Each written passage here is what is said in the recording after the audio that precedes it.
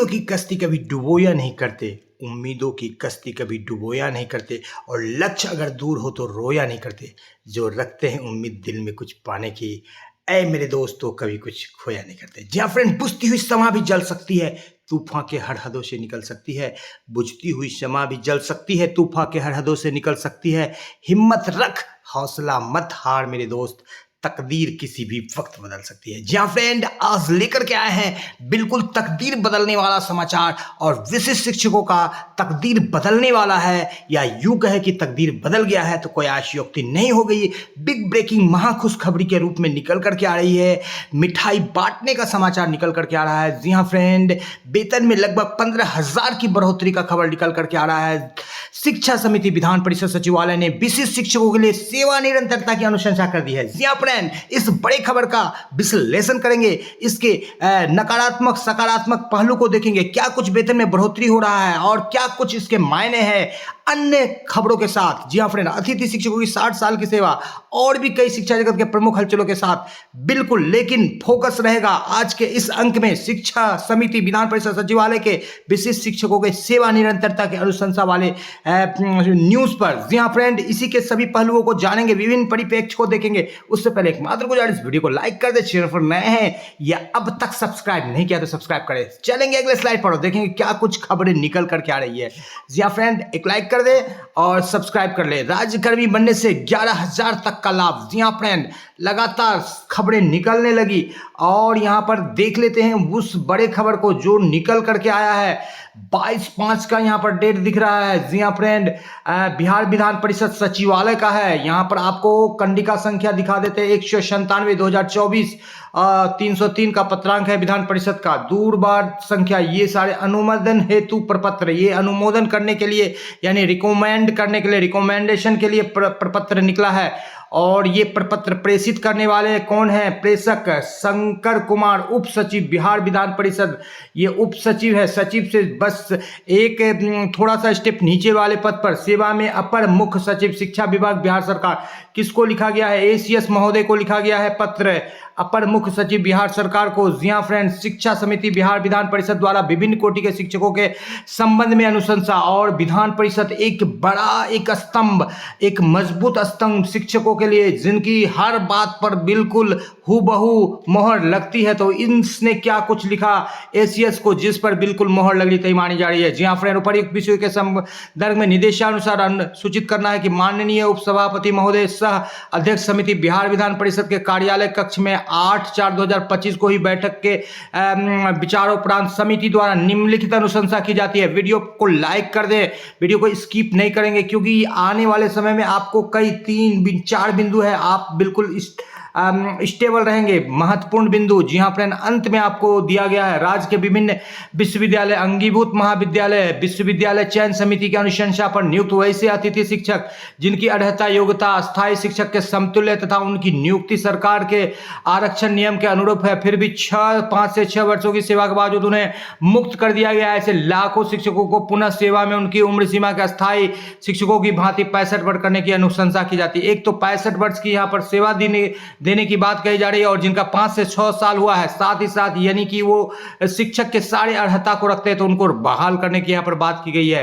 राज्य के उच्च माध्यमिक विद्यालय के पूर्व कार्यरत ऐसे अतिथि शिक्षक जिनकी सेवा अर्हता पात्रता योग्यता अस्थायी शिक्षक के समतुल्य है, अस्थायी शिक्षक के समतुल्य, जिनकी नियुक्ति राज्य सरकार के आरक्षण नियम के अनुसार है। यहाँ पर 2 क्राइटेरिया को फुलफिल करना है, यानी कि इनका जो योग्यता है वो बिल्कुल शिक्षक के अनुरूप होनी चाहिए और आरक्षण के नियम का अनुसार होना चाहिए। लगभग 5 से 6 वर्ष सेवा में रहने के बाद सेवा समाप्त कर दी गई है। ऐसे शिक्षकों की सेवा पुनः लेते हुए उनकी उम्र सीमा को 60 वर्ष तक अनुशंसा की जाती है। तीसरी बात, यहाँ पर राज्य के संबंध डिग्री महाविद्यालय तथा मान्यता प्राप्त इंटर एवं माध्यमिक विद्यालय के परीक्षा फल आधारित वास्तविक अनुदान की राशि अधिसीमा शिथिल कर एक मुक्त भुगतान के लिए विभाग के द्वारा कार्रवाई की जाए।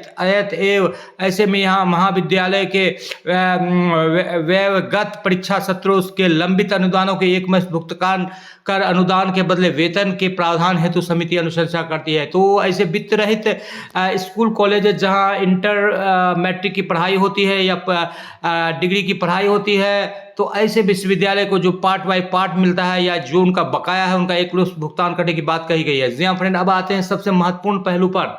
राज्य के सभी कोटि के विद्यालय में स्थानीय निकाय द्वारा नियुक्त शिक्षक, पुस्तकालय अध्यक्ष, विशिष्ट शिक्षक एवं स्थानीय निकाय से आए विद्यालय अध्यापक को उनकी सेवा के आलोक में सेवा निरंतरता का लाभ, संवर्ग परिवर्तन के पश्चात उनके वेतन निर्धारण, वेतन विसंगति के दूर करने के साथ साथ बिहार शिक्षक नियोजन एवं सेवा शर्त नियमावली के तहत देय, प्रोन्नति एवं अन्य देय सुविधा की अनुशंसा की जाती है।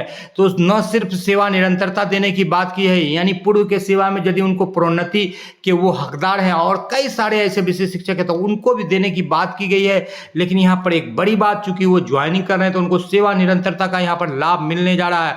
अतः उपरोक्त वर्णित सभी बिंदुओं पर समिति द्वारा ली गई निर्णय के आलोक में सहानुभूति विचार करते हुए अग्रेतर कार्यवाही की जाए। और ये एक व्यक्ति का ये जजमेंट या डिसीजन नहीं है, ये पूरे समिति का डिसीजन है। और बिहार विधान परिषद शिक्षा समिति सचिवालय से ये उप सचिव के द्वारा अपर मुख्य सचिव शिक्षा विभाग को पत्र लिखा। अब इस शिक्षा समिति बिहार विधान परिषद शिक्षा विभाग ने जो है विशिष्ट शिक्षकों की सेवा निरंतरता की अनुशंसा कर दी है। तो कहीं ना कहीं जो सेवा निरंतरता, जो वाजिब हक था, जो मूल अधिकार था विशिष्ट शिक्षकों का, वो मिलने जा रहा है। जी हाँ फ्रेंड, द स्मार्ट ज्ञान अड्डा हमेशा डंके की चोट पर आपको कहती है कि रख हौसला, वो मंजर भी आएगा, रख हौसला, वो मंजर भी आएगा। और विशिष्ट शिक्षकों के पास पैदल चलकर बिहार सरकार शिक्षा विभाग भी आएगा और सेवा निरंतरता भी मिलेगी और राज्यकर्मी का मजा भी आएगा। जी हाँ फ्रेंड, तो बिल्कुल एक लाइक कर दे और सब्सक्राइब करने के साथ साथ जो है नोटिफिकेशन पर ऑल प्रेस कर दे ताकि आने वाले वीडियोज की नोटिफिकेशन आपको मिलती रहे। जी हाँ फ्रेंड, तो ये आपका विधानसभा विधान परिषद से निकला है। और इससे क्या कुछ होगा, 8वां वेतन आयोग आने वाला है। यदि आपका पूर्व में सैलरी बढ़ जाती है तो वो 8वां वेतन आयोग जो 2026 जनवरी में आने वाला है उससे लाभ होगा। सबसे बड़ा लाभ इसको नियोजित शिक्षकों को फिटमेंट मैट्रिक्स के हिसाब से मिलेगी सैलरी। ये बातें कही गई थी और इस बात के क्या कुछ मायने हैं आपको दिखा देते हैं।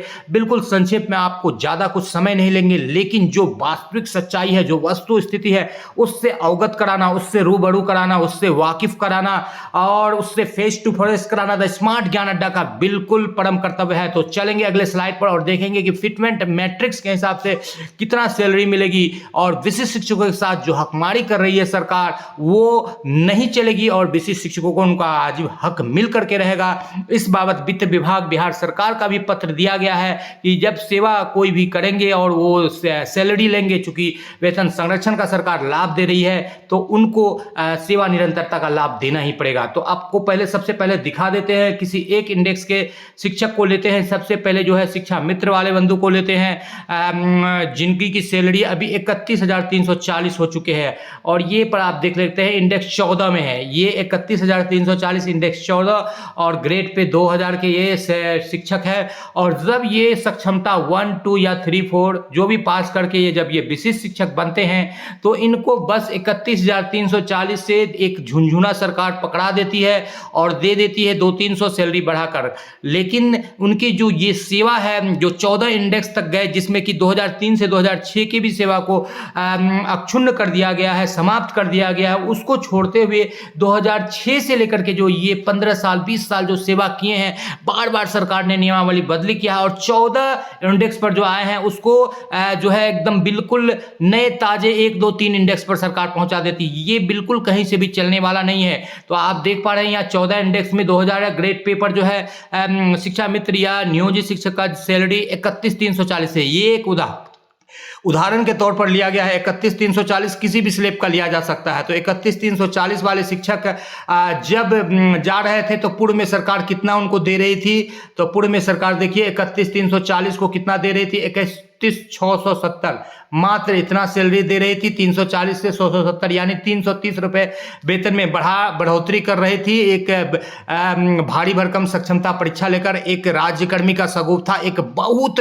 बड़े व्यापक स्पेक्ट्रम पर डंका पीट करके कि राज्यकर्मी का दर्जा देने जा रहे हैं। लेकिन जो वास्तविक राज्यकर्मी का दर्जा था, जो सेवा निरंतरता था, उसको जो है बिल्कुल निगल रही थी सरकार। लेकिन अब सरकार को सरकार इस सेवा निरंतरता को निगल नहीं पाए आएगी और द स्मार्ट ज्ञान अड्डा बिल्कुल आपके लिए लगातार लड़ेगी। अब यहाँ पर आप देखिए, जहाँ पर आपको 31 जो है 670 रुपए की सैलरी मात्र सरकार दे रही थी और आपका हकमारी हो रहा था। क्या कुछ हकमारी हो रहा था? तो आपको जो इंडेक्स समतुल्य वेतन यहाँ पर 14 नंबर इंडेक्स पर 36,720 रुपए मिलना आपका वाजिब हक है, क्योंकि आपने एक लंबी सेवा दी है, इसलिए सेवा को कभी भी अक्षुण्ण नहीं किया जा सकता। इस बाबत वित्त विभाग का भी पत्र पूर्व में द स्मार्ट ज्ञान अड्डा द्वारा आपको बिल्कुल वीडियो के माध्यम से दिखाया जा रहा है। यहाँ पर तो 36,720 का आपका मूल वेतन होने जा रहा है। तो अब देख लेते हैं कि वेतन किस प्रकार आपका बढ़ोतरी होगा। बिहार सरकार गजट में भी इन सारे चीजों का बिल्कुल प्रावधान है। कई लाभ और भी मिलने जा रहे हैं, जिस पर बाद में चर्चा होगी। फिलहाल शॉर्ट में वरीयता का लाभ, एमएससीपी का लाभ, वेतन विसंगति दूर करना है, ईएल का कम से कम 10 से 15 लाख, ग्रेजुएटी का 10 से 15-20 लाख, मिनिमम आपको बता रहे 25 लाख तक भी जाएगी। ये सारे लाभ होने जा रहे हैं। अब आप देख लीजिए कि वेतन में क्या कुछ प्रभाव चल रहा है। तो पहले यदि आपको नियोजित के रूप में 31,340 था और आप वहां पर वेतन उठा रहे हैं या उठा रहे थे, दोनों ही बातें हैं, तो आपको कितना वेतन मिल रहा था? 49,031 रुपए, और आपको 52,000 रुपए 631, यानी सब कटौती फटौती लगा करके, जो कि आपको कटौती भी बाद में मिल जाएगा ईपीएफ का। तो 52,000 का आपको सैलरी मिल रहा था वहां पर। और आप जब यहां आएंगे, यानी कि जब इंडेक्स समतुल्य वेतन या आपको सेवा निरंतरता का लाभ मिलेगा और 36,720 आपका मूल वेतन होगा, तो आपको वही 4%, 5% और 55% डीए, यहाँ भी 55% डीए पर ही कैलकुलेट किया गया है। ध्यान रखेंगे, कोई कैलकुलेशन में त्रुटि नहीं रखा गया है, बिल्कुल फुल प्रूफ कैलकुलेशन किया गया है। तो यहाँ पर जो आपका वेतन मिलेगा ये 67,690, यानी कि लगभग 68,000, 52,000 के जगह पर आपको 67,000 का वेतन मिल रहा है। इन हैंड 54,000 मिल रहा है, लेकिन आपको ओवरऑल हम बात कर रहे हैं तो 52,000 के जगह पर 52,000 समथिंग के जगह पर 67,000 समथिंग, यानी 15,000 आपके वेतन में बढ़ोतरी हो रही है। यहाँ पर 52,631 रुपए मिल रहे थे टोटल लाभ आपको हो रहा था, और यहाँ पर जब आपको सेवा निरंतरता मिलेगा तो 67,690 रुपए का लाभ हो रहा है। तो कम से कम 15,000 आपके सैलरी में बढ़ोतरी हो रही है। तो ये आपकी बढ़ोतरी बिल्कुल होना तय है, और इसके लिए बस अभी है अंधेरी रात, कल सवेरा भी आएगा। अभी है अंधेरी रात, कल सवेरा भी आएगा, वक्त की ही तो है। आज शिक्षा विभाग बिहार सरकार का है, कल विशिष्ट शिक्षकों का भी आएगा, कल विशिष्ट शिक्षकों का भी आएगा। इसी उम्मीद के साथ रख हौसला, जमी पे आकाश पैदा कर, एक नया विश्वास पैदा कर। अरे मांगने से कुछ नहीं मिलेगा दोस्तों, तू भी अपना एक इतिहास पैदा कर, और विशिष्ट शिक्षकों में वो क्षमता है कि वो इतिहास पैदा करेंगे। जी हाँ फ्रेंड, विशिष्ट शिक्षक वो नहीं जिसमें बरसने का दम नहीं और गरज कर रह जाए वो विशिष्ट नहीं। भले कोई